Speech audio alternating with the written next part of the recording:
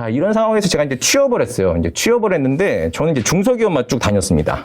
중소기업만 쭉 다녔는데, 제 이력상의 특이한 점은 그 모임에서 배웠던 사람 중에 프로그래머를 제외하고 IT의 기획자로 커리어를 밟은 사람은 저밖에 없었어요. 예, 그래서 이론하고 실무가 조합이 됐는데, 자, 그랬을 때 이제 구체적으로 좀 말씀을 좀 나눠보면, 제가 QNS라는 회사에서는 멤버십 서비스 운영했었고요. 에듀코아라는 데서 마인드 브릿지라는 그 패션 회사의 어플을 만드는 좀 프로젝트에 참여를 합니다. 근데 자, 여러분 이때 제가 맨 처음에 비전을 얘기할 때 했죠. 비전은 찾는 거랑 보여주는 게 있다. 이때 마인드 브릿지가 나올 시기, 그러니까 마인드 브릿지와 관련해서 패션 어플을 만들 때의 트렌드 중에 하나가 아이패드가 세상에 나온 거예요. 아이패드가 세상에 나오고 나서 또 한 번 더 이게 시끌시끌 하잖아요. 근데 하나님이 이게 멱살을 잡고 창업을 하라는 마음을 주시는 거예요.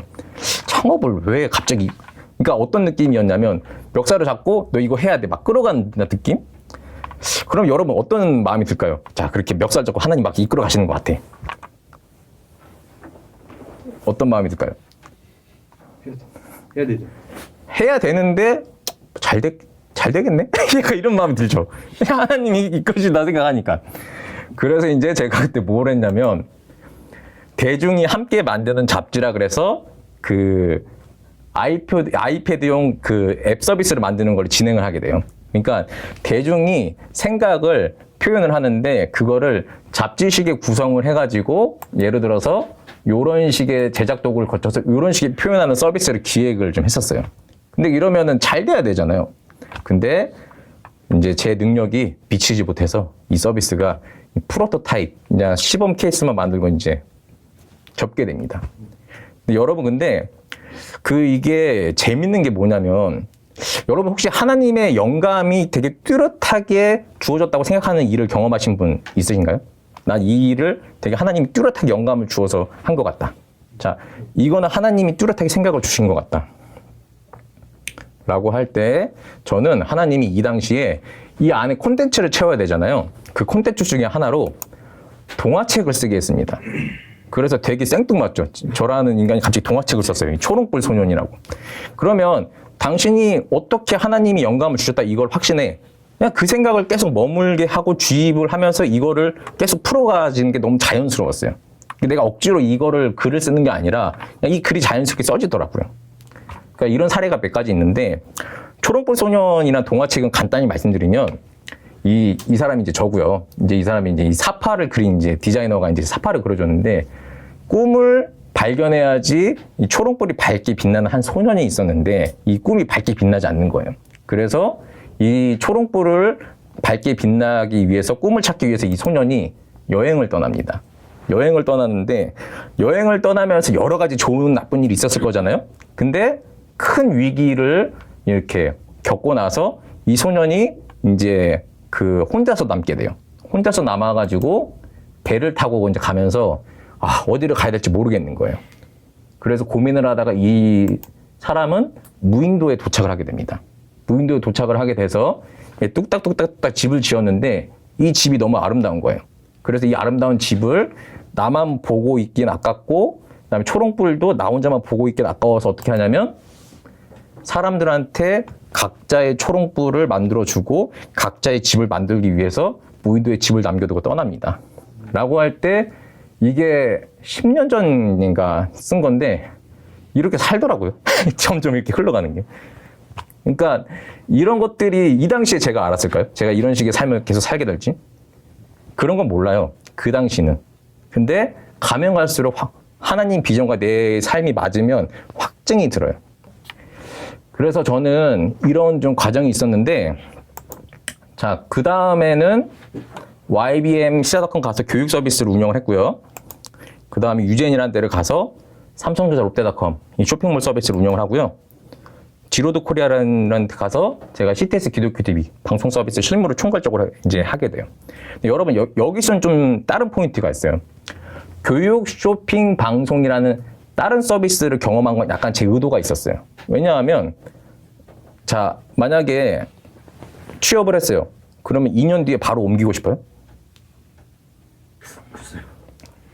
그러니까는 사람마다 나 여기를 거쳐가는 중간 단계로 삼아야지 하고 직장에 들어가는 사람도 있는데 저는 막 그렇게 철새처럼 가려고 직장을 갔던 건 아니에요. 근데 이 안에서 경험을 해보니까 이 교육 서비스로 운영하는 회사의 약간 상황이 이해가 되더라고요. 근데 그 안에서 원하는 가치가 충족이 안 되니까 쇼핑을 갔던 거고 그 안에서 쇼핑에서 한계가 있으니까 방송 갔던 거고 이런 좀 과정이 있어요. 근데 자, 홍보, 교육, 쇼핑, 방송 이 이질적인 온라인 서비스를 만들고 운영하는 회사에서 경험을 했던 게 결과적으로는 어린 나이에 사업자로 살아가면서 굉장히 큰 영향을 좀 주게 됩니다. 그러니까 이런 것들을 할 때 이 과정에서 또 불안함이 엄청 있겠죠. 그러니까 이 불안함을 확신과 안정으로 바꾸는 데는 반드시 하나님 비전과 내 삶이 만나야 돼요. 자, 이제 이런 과정이 좀 있는데요. 그럼 이때 남들은 길지 않은 근무 기간을 되게 불안해하죠. 근데 저는 전문성을 키우기 위해서 노력을 했고 그 다음에 새로운 도전을 계속 했었고 선한 영향력의 삶을 살려고 정말 최선 다했어요. 그래서 이 세 가지가 이제 저한테 붙여졌는데 자, 여러분도 어떤 분야의 전문성을 가지고 있는 분이 있고 아닌 분이 있을 텐데 전문성을 가지기 위해서는 크게 이 세 가지가 필요해요. 배움, 연구, 프로젝트 경험. 저번 시간에 김유선 목사님이 배움에 대해서 좀 많이 얘기를 했죠. 그거와 저를 한번 비교를 해보시면 좋겠습니다. 일단은 기획 쪽으로 전문가가 되고 싶으니까 기획 수업을 들었을 때 이 비즈니스 도서를 100권을 선생님이 추천을 해줬어요. 자, 미래 예측, 경제 경영, 마케팅, 그 다음에 업무 스킬, 자기 경영, 심리학 이렇게 주제로 100권을 했는데 자, 이 100권을 제가 읽었을까요? 안 읽었을까요? 네, 읽었겠죠. 예. 근데 읽었는데 그 당시에 어떻게 읽었는지가 약간 다른 거예요. 그러니까 저처럼 따라하라 그런 게 아니에요. 저는 간절했기 때문에 전문성에 대해서 이 책들을 토 일요일마다 그러니까 8년 전, 9년 전에 이 날에 저는 아침 6시부터 밤 12시까지 책만 봤어요. 그러면은 이틀 동안 평균 12권 정도로 보게 돼요. 그러니까 저처럼 하라 이게 아니라 저는 그만큼 전문성을 가지고 싶은 꿈이 있었기 때문에 그냥 그렇게 투자를 했었을 뿐이고 근데 그래서 이제 하다 보니까 이런 식으로 다양한 책들을 좀 보게 됐죠.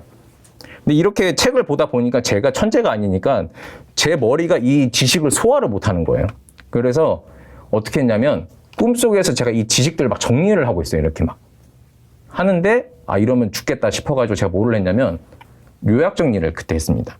요약 정리를 해가지고 이 4권의 책을 보고 하나의 문서로 요약하는 이런 과정을 겪었는데 그냥 이런 과정들이 지금의 제가 어린 나이에 좀 더 나이 많은 사람들하고 일을 풀어감에 있어서 어느 정도 긍정적 영향을 주는 건 분명히 사실이에요. 이런 과정이 있었음을 하나 보여드리고 싶고요. 그래서 맥킨지식 업무력, 그 다음에 효과적인 커뮤니케이션 방안 역시나 이런 식으로 보고 요약 정리를 해서 이런 식으로 해서 제가 읽었던 책이 이제까지 1350권이에요. 비즈니스 도서만.